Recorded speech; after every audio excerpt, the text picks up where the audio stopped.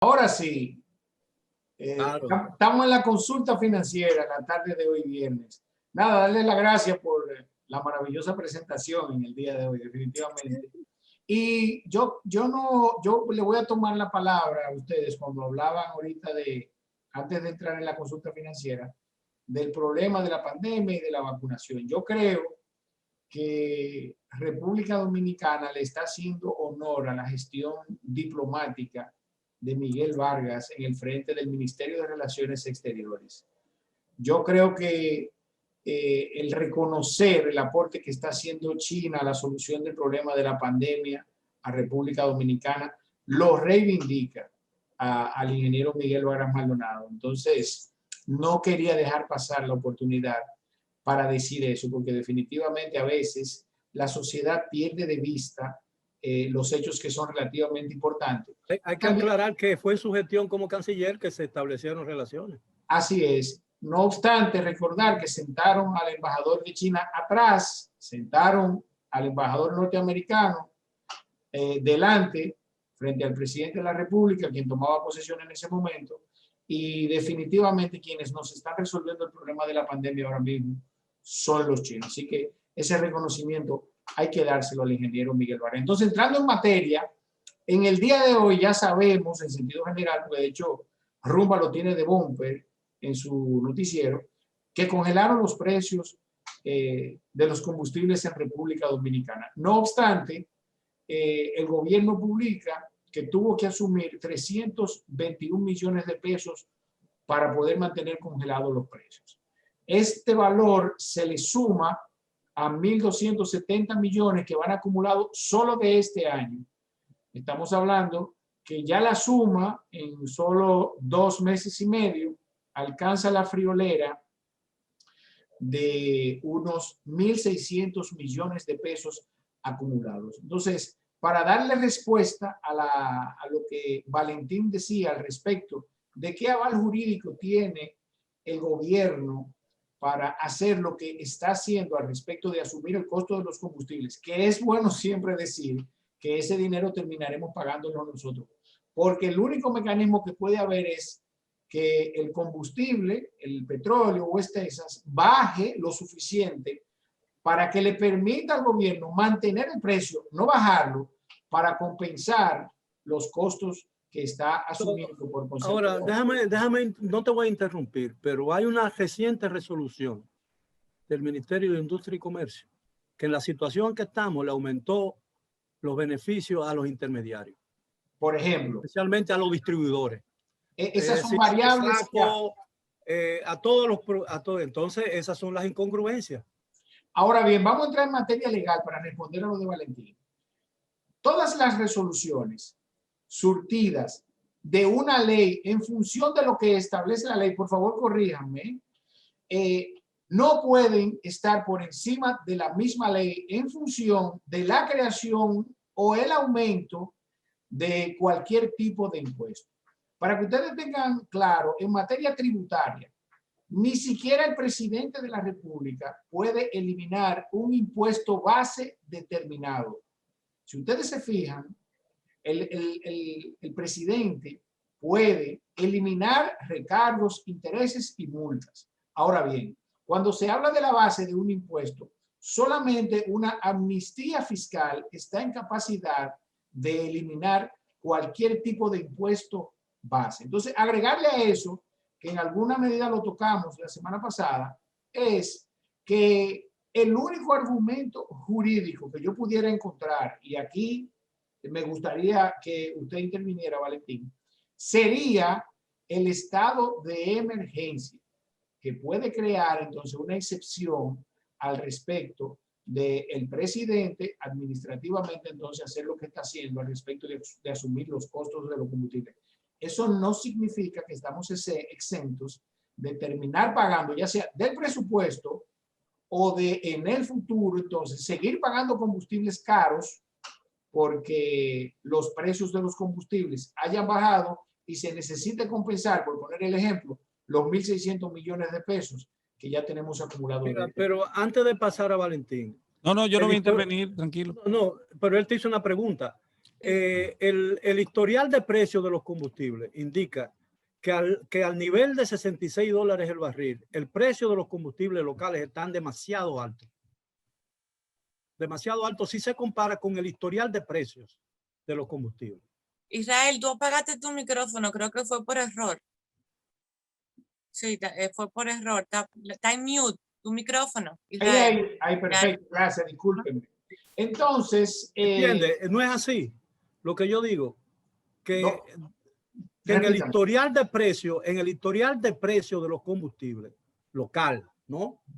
Los precios actuales están muy elevados, sumamente elevados. Sí, pero nosotros conforme al precio del barril del petróleo. Pero el análisis que necesariamente siempre va a haber que citar es el caso de don Ramón Alburquerque. Y todas estas normativas y reglamentos son las variables que han dado al traste con el aumento de los combustibles, definitivamente. ¿Y por qué? Nosotros estuvimos pagando combustible, petróleo, alrededor de $112 el barril. No sé si ustedes recuerdan eso. Y no teníamos el precio que tenemos ahora. Claro, había una diferencia cambiaria que era importante. Porque los combustibles siguen subiendo. Pero el dólar siguió subiendo, no obstante la diferencia. Bueno, entre el aumento del barril y la tasa del dólar, el precio debería estar más bajo. Ahora bien, partiendo de esa fecha, en función de la historia que usted muy bien cita, las variables que han dado al traste con ese aumento, al margen de que el barril de petróleo ha subido, pero vuelvo y le digo, todavía está en 60 y algo, no está en 112 como estábamos pagando hace unos años atrás. Entonces, han sido esas normativas y reglamentos que de manera ilegal se han creado para aumentar márgenes, para cobrar otras tasas, porcentajes un poco más altos que lo establece la ley, pero que no en los porcentajes que se están cobrando, por poner un ejemplo. Entonces, todas esas variables inciden de manera directa en el costo de los combustibles. Y creo que lo que están haciendo, salvo que jurídicamente lo tengan sustentado a través del estado de emergencia, es la única razón sobre la base del cual yo estimo que el presidente pueda hacer lo que está haciendo. Tú sabes que los estados de emergencia están contemplados en la Constitución y tienen una ley adjetiva, la Ley 21, que los regula. Pero de manera específica no contempla esa posibilidad, aunque en sentido amplio sí permite la flexibilización de ciertos derechos fundamentales. Y más si son derechos económicos, tú sabes, porque hay algunos derechos que son inalienables, pero en el caso de los derechos económicos permite cierta flexibilización, aunque la queja principal en la clase jurídica ha estado que la ley adjetiva no es buena, porque debería especificar cuáles son esos derechos, cuáles son los límites y no lo hace. Es el problema que tenemos con el tema del estado de emergencia, que la ley no es clara, entonces estamos como adivinando. Ese es el tema. Bueno, pasando ya a otro tema, Fitch Rating calificó a República Dominicana BB-. Esta es la calificación que Fitch Rating nos ha dado desde el año 2016. Esta calificación se hace, a República Dominicana no se le calificaba desde el año 2016. Ahora, ¿qué establece esta calificación? Que República Dominicana pasa de ser un estado estable a un estado relativamente inestable, sería la palabra, aunque ellos establecen un lenguaje técnico que a mí no me gusta utilizar, que es de estable a negativo. Y yo creo que lo importante de esto... Señores, escúchame que tuve una interrupción del internet. Sí. No, les decía que Don Miguel, él dice que la calificadora de riesgo nos calificó de una forma que no se puede decir los viernes. Bebe menos. ¿No fue así? Bebe menos. Y en viernes, no. Y esa fue la calificación que nos dieron en el 2016, que fue la última vez que se calificó a República Dominicana. Ahora, a mí me gustaría explicar algunas variables, y no soy vocero del gobierno, aunque son amigos míos algunos los PRMistas, desde el punto de vista financiero y económico, ¿cuáles variables? Que era como en el PLD, que decía que tener un amigo del PLD es como tener una novia en Nueva York. Pero no son amigos míos, echamos los dientes juntos, y de Leila también, don Miguel. El hecho Sí. es Yo que, tengo amigos en todas partes, o sea que por eso no, porque pero fuimos PRDistas durante un tiempo. El hecho ¿Eh? es, fuimos PRDistas junto con ellos durante un buen tiempo, 20 años. sí, Casi. claro, claro. Y hemos Bueno, tenido amigos en todos los partidos, pero como si fuera un terreno en Jimaní. claro, entonces, Y a es- Jochi Vicente, a nuestro amigo Jochi Vicente, que ojalá le manden este video, para que se dediquen en alguna medida a explicar y la gente entienda qué significa esto, y que ahora mismo ellos tienen variables con las cuales pueden justificar la situación. Y me gustaría explicarla. Y lo voy a poner con un ejemplo simple. Si un ciudadano debe de una deuda de 1 millón de pesos, debe 400,000, eso significa que tiene comprometido el 40% de sus ingresos. Importante, ¿verdad? Puse ese ejemplo. Traduzcamos esto entonces al Producto Interno Bruto de República Dominicana. Ahora, ¿qué pasa? El año siguiente, ese mismo ciudadano solamente produce 800,000 pesos, ¿verdad? Pero su deuda sigue siendo los 400,000 pesos. En el escenario siguiente, que es el caso de República Dominicana, entonces, la calificación de riesgo baja. ¿Por qué? Porque la deuda sigue siendo la misma y al su nivel de ingreso bajar, entonces el porcentaje de deuda aumenta. Es la misma deuda, pero el porcentaje del ingreso, entonces representa ahora un 50%. Eso pasó con República Dominicana. Los ingresos de República Dominicana bajaron en alrededor de casi 8 puntos para el año 2020, no obstante, y directamente pero 8 puntos del PNB, del Producto Nacional Bruto. Del Producto Interno Bruto. Ujú. El hecho es El que la Producto Nacional deuda, Bruto, le dicen mucho. Producto Nacional Bruto. Producto Interno Bruto, es el término más genérico y que el que la gente más conoce. El Producto Interno Bruto del país Es la son suma de todos los bienes y servicios. que se producen durante un año, ¿verdad? Que se producen, no lo que ya está fabricado, sino lo que se produce. Entonces, el hecho es que República Dominicana decreció en casi un 8% sus ingresos, y por la situación pandémica tuvo que aumentar su deuda, no obstante la misma, manteniéndose igual, iba a aumentar en relación a nuestro Producto Interno Bruto.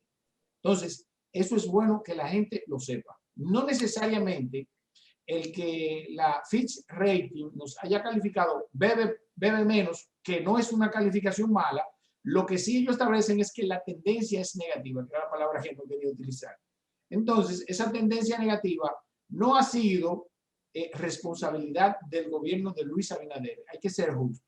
De hecho, una transacción por 1.200 millones de dólares que se dio en el mes de diciembre dio al traste con que el gobierno de Luis Abinader avanzara 467 millones de dólares de bonos que iban a vencer en el 2021 y que lo pagó en diciembre del año 2020, y eso le agregó valor a la calificación que actualmente tenemos. Si Ahora, Israel, yo pienso que esa calificadora de riesgo, con una resolución, con una nota, con un comunicado, pueden arruinar un país. Así es, pero no hay de otra, definitivamente. Bueno, está bien, pero debe haber tantos convenios internacionales que hay. Cada vez que una compañía de esa poderosa quiere una concesión graciosa en un país del tercer mundo, apela a esa gente y entonces te bajan la calificación, entonces tú tienes que salir a buscar un auxilio, un salvavidas, y entonces le da tu petróleo a una compañía de irresponsables que se dueña de tu riqueza y todo. Yo creo que esas cosas tienen que cambiar. Ese es un tema que en su momento lo trataremos, y lo trataríamos en función de una ley que creo que le va a agregar mucho valor en la situación puntual que nos encontramos, que es la ley 4720 sobre la alianza público-privada, que me gustaría tocar unos cuantos puntos. Por ejemplo, la explotación por ejemplo, de recursos petroleros, bueno, puede ser en una alianza público-privada. Ahora, el hecho no es darle una concesión y que ellos solamente se dediquen a explotar. Por ejemplo, Barrigol pudiera ser un negocio que ya Barrigol no, porque ya ese contrato está establecido. Pero otras explotaciones mineras pueden ser objeto de una alianza público-privada en donde la participación del gobierno en función de su aporte pudiera ser mayor y que no requiera necesariamente inversión desde el punto de vista económico. Entonces, es importante que la gente... La inversión del gobierno siempre será, primero, la propiedad, el bien y el producto que está bajo la tierra. Pero hay que reconocer... No tiene que poner más nada, lo pone todo. No, porque miren qué pasa. Si usted tiene el terreno, ¿verdad? Y tiene el mercado, no necesariamente usted tiene que hacer aportes económicos, que es ahí donde la alianza público-privada le puede agregar valor a la República Dominicana. Porque ¿qué pasa cuando un gobierno cualquiera va a desarrollar un proyecto? Sin importar que sea con fines pecuniarios, existe la posibilidad que sea una obra de desarrollo vial, por poner un ejemplo, una carretera de esas que se concesionan.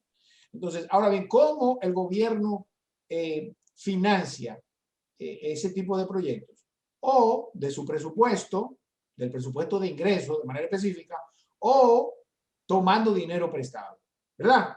No hay dos, ¿verdad? Ahora, República Dominicana, en la condición que se encuentra, no se puede dar el lujo de salir a buscar dinero prestado para el desarrollo de obras viales, aunque son importantes, o en su defecto, tomar del presupuesto, de sus ingresos, del dinero que le entra a través de las fuentes de recaudaciones, para construir una carretera. No lo puede hacer. Entonces, ¿qué pasa? La alianza público-privada, entonces puede dar al traste con que el capital provenga de los sectores privados en función de la ley 4720. Pero, ese sería un escenario. Entonces, ¿qué pasaría? Déjeme terminar de explicar.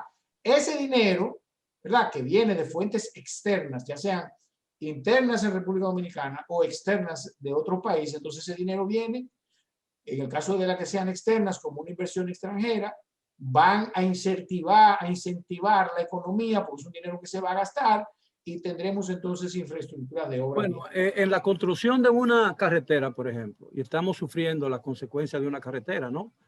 Como dijo el presidente de la República en su rendición de cuentas. Por ejemplo, cuando tú llegas a un acuerdo con una compañía constructora que se va a hacer cargo de la construcción, llave en mano te va a entregar, ¿verdad? Esa propiedad. Ellos están poniendo el dinero y están poniendo el know-how para hacer la carretera. Así Pero es. tú estás poniendo el sitio por donde va a pasar la carretera. Sí, pero ¿qué es lo malo de eso? Lo malo de eso es que nosotros en República Dominicana no hagamos la labor técnica desde el punto de vista de la evaluación del proyecto, que supone también el sector privado en esa alianza público-privada, que sea factible y viable. Entonces, ¿qué pasa con los gobiernos? Lamentablemente, tengo que decirlo, y fue una diatriba que en su programa se dio, una diatriba muy interesante.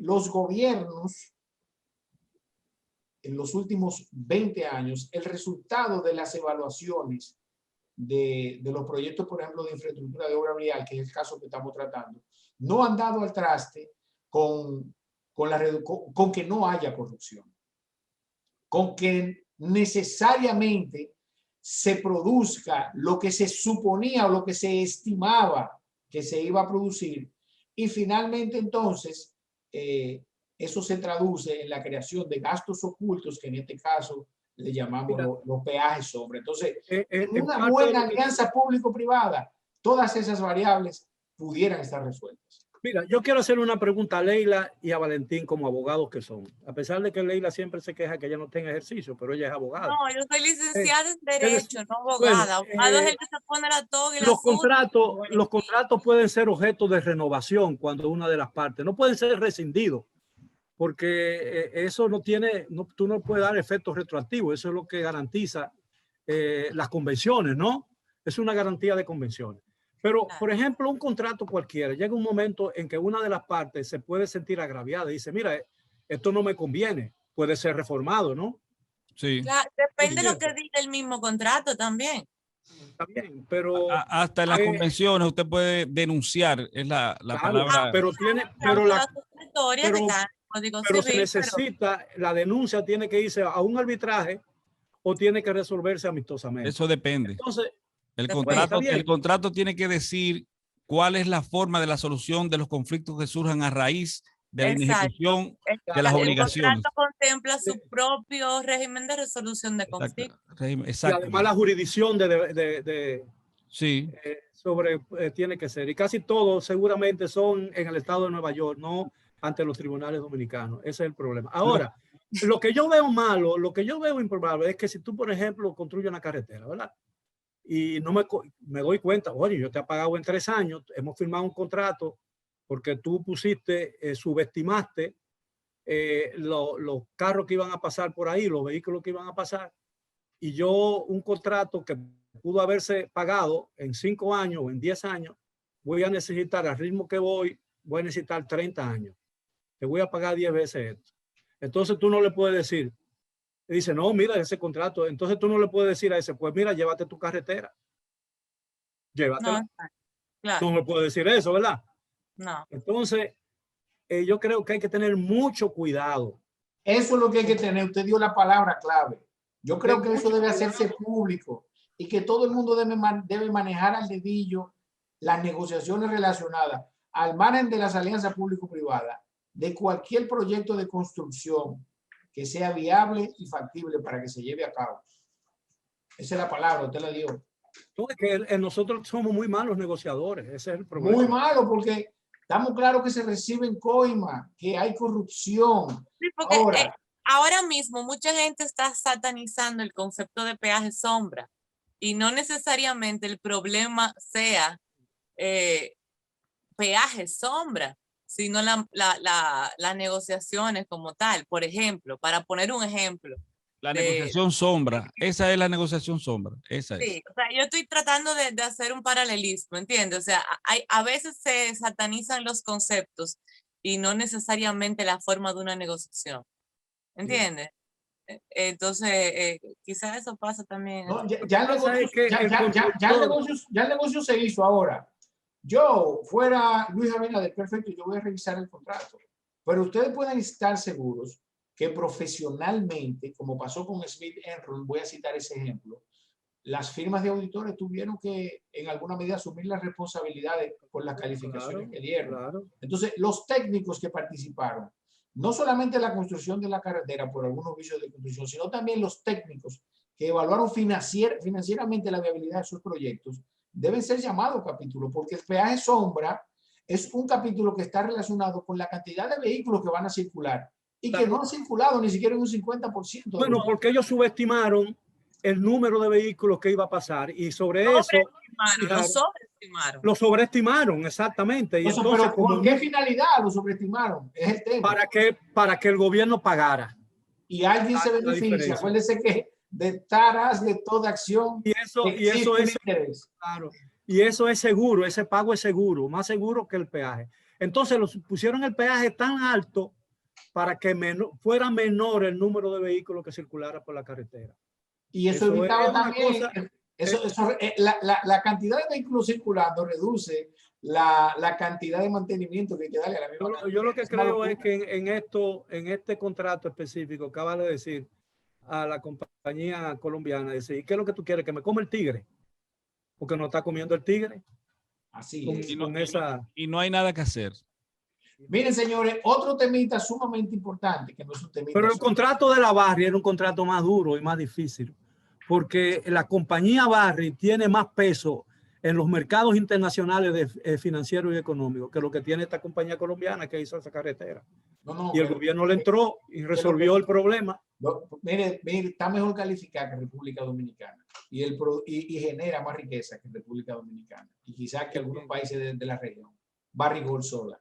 Por eso mismo, eso es lo que te digo. Y sin embargo, el gobierno le entró y lo obligó a la Barry. No, obligó, no. Barry bueno, lo que pasa es que imagínense un pueblo que se rebele, lo sacábamos de aquí, era una locura. Entonces, sacábamos. No lo iban a sacar, pero el gobierno, porque a final de cuentas la negociación se hizo en términos muy amistosos. Sí. Y se hizo y se llegaron a un acuerdo y eso es. Y ahí hubo una buena negociación por el gobierno, porque era un 97% para la compañía y un 3% para el Estado Dominicano. Sí, definitivamente. Señores, una noticia también sumamente importante que la gente debe estar muy pendiente es que el Banco Central publicó ya la tasa de inflación anualizada de los últimos 12 meses. Ellos publicaron que fue de 6.3% cuando suponían, partiendo de la elaboración del presupuesto del año 2020, que se elaboró en octubre, se presentó al Congreso en octubre del 2020, una tasa promedio de un 4%, o entre 4.5 y 4%. Entonces, en ese sentido, también establecen que en los últimos 3 meses del año es cuando esta inflación se ha disparado más. En ese sentido, yo creo que todos hemos sufrido el alza del... Pero eso es anormal todos los años porque en Navidad aumentan los precios. No, pero yo lo que creo es que ha sido bajito el determinar 6.3% de índice de inflación. Yo creo que es un poco más alto. Yo no sé si es el caso de ustedes, pero yo a veces... Es que la canasta de cálculo de la inflación, ese es el problema. No está el entretenimiento, pero cuando uno están los precios de los combustibles. Cuando uno va al supermercado de manera directa, excluyendo productos comestibles que se pueden considerar selectivos al consumo, excluyendo eso, yo creo que la canasta ha aumentado en no menos de un 15%. Yo creo que esos números en algún momento van a salir a flote, aunque entiendo que estos números todavía no son concluyentes. Es un número preliminar que fue publicado. ¿Cuánto cuesta un limón, Israel? Ejemplo, ese fue un ejemplo que puso uno de los periódicos donde usted trabajaba, don Miguel. La libra cuesta 160 pesos si tú la compras en un mini market, si en uno de los supermercados baratos cuesta 140. No, que tú compres supermercado. Yo estoy hablando del limón, un limón. Un limón cuesta entre 10 y 15 como pesos. 4 limones, si es de los grandecitos. Es que ese Entre tipo de 10 y producto cuánto. ya no se está vendiendo por unidad. No, don Miguel, No, en la nosotros calle, compramos en colmados, don Miguel. No, don Miguel, usted me excusa, usted tiene mucho. Pregúntame de cualquier cosa, que yo soy que hago las compras. ¿Cuánto Yo cuesta un voy- limón? Yo compro Don Miguel, supermercado. ¿Cuánto Don cuesta un Miguel, limón? Un limón. La libra cuesta 160 pesos en un mini market y 140 en un super. Sí, pero Entonces Leila, un limón te cuesta más de 25 pesos. Claro, no. más de 25 pesos. Un claro limón. que sí. Aquí Si está. es un de los grandecitos, sí, dependiendo del tamaño, porque es Aquí por están los libra. poderosos. Aquí están los poderosos. Aquí está George. Claro. Entre 10 y 15 pesos. Y señores, realmente. Yo quiero que ustedes terminen ya para que sea Un viernes limón chiquito te va a costar 10 o de 15 pesos. Un limón chiquito. bellonera. Terminen, Miren, señores, que ya viene el viernes de eh, bellonera. De ese rato. definitivamente, Está hablando de bellonera y eso que no bebe. la Todos los canasta viernes, después que ustedes terminan aquí, que el señor Israel da su cátedra Yo que de, soy la mujer de más derecho tacaña del mundo y ando buscando financiero. especiales y súper barato, a mí no me pueden hablar de precio. Viernes de bellonera. Que Pero me mato no. con cualquiera. Yo lo que quiero es recordarle que aquí en República Dominicana se vende el limón en lata todavía en la mayoría de los pueblos. No, la gente no va tanto al supermercado en esos pueblos, aunque hay supermercados grandes. En latitas. En latitas y también de manera detallada en los colmados. Entonces, un limón está costando, en el mejor de los escenarios, entre 10 y 15 pesos por unidad. Y Chiquito. por libra, aquí en la zona metropolitana, se está cotizando 25 pesos. Eso fue un objeto de estudio de un periódico que resaltaba específicamente el caso del limón. Entonces, yo creo que estos números están siendo Ahora, relativamente... Israel, antes de terminar, yo te voy a hacer algo como financiero, una pregunta. Si un barco va de aquí a Puerto Rico, ¿verdad? Sí. Lleno de 100, con 100 personas, el ferry, y se hunde en la mitad del trayecto entre Puerto Rico y República Dominicana, en la mitad exacta, ¿dónde entierran a los sobrevivientes? ¿Dónde? Entierran a los sobrevivientes. No, porque que toditos se ahogaron los hijos. No, sobrevivieron. No, los sobrevivientes. Hay que enterrarlo, sobrevivieron. Se contagió de Valentín. Wow, qué mal chiste me superó. Se contagió de Valentín, ya todo No se entendí, pega. no entendí. definitivamente. Los sobrevivientes de Israel no pueden ser enterrados porque entierran sobrevivieron. los Pero lo que digo, sobrevivientes? no hay sobrevivientes. ¿A dónde lo van a enterrar? No hay sobrevivientes. No, No hay que enterrar. No hay sobrevivientes. ¿A quién van a enterrar? No, entendí. ¿Dónde no. entierran a los sobrevivientes? Porque ¿Dónde? todo lo malo se pega. Mira, contagiado de Valentín, está él ya. Sí, estoy avalentizado. Anonadado, ¿verdad? Yo estoy Anonadado. avalentizado. Estoy Si un avalentizado. tren eléctrico va de aquí a Santiago, ¿para dónde coge el humo? ¿Para No dónde hay va? No hay humo, humo, porque no hay humo, es porque el tren eléctrico. es eléctrico. Ah, No hay bueno, humo, el tren es eléctrico. Está Pero no- cogido. Está cogido. Pero Está cogido. también la dije mal esa. No, muy bien, muy bien, muy bien. Ya- Y la mitad de 2 más 2. ¿Qué pasa? No, la mitad de 2 más 2. La mitad de 2 más 2 son cuatro. Son 3. Ah, son 3, perdón. La mitad de La 2 mitad de dos, uno, más dos, tres. Sí, sí, 3. Excúseme que mi matemática no está buena. Israel, tú tienes problemas. Mira, ponle la canción a Yo mi creo que fondo. Leila no va a volver más a este programa. Mira, está horrorizada. Ponle ahí la Para que no canción me a diga, don Miguel. mira, misma vaina, Hoy es yo no viernes, quiero. viernes de Bellonera, aquí, con los poderosos, después de nosotros aquí, que somos los débiles. Porque si, Y es verdad que tú, bueno, pues pon la canción pon ya. pon la canción para don Miguel ahí, Guerrero. Ah, vamos, vamos. Vamos ¡Wow! arriba. Eso le gusta a don Miguel. Hey. Israel, cógelo ahí.